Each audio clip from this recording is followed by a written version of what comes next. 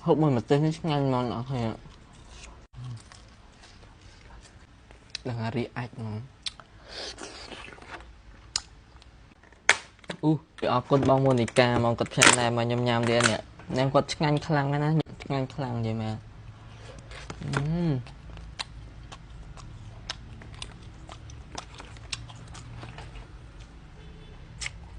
Con bông Monica được đó.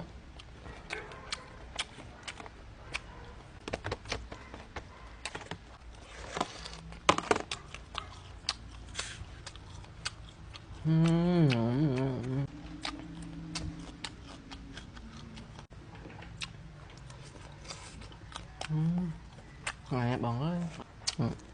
Monica sợ nhưng mình thân là con khăn cái đồng.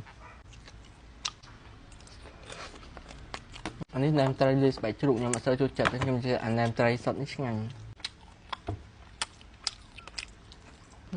Nhanh.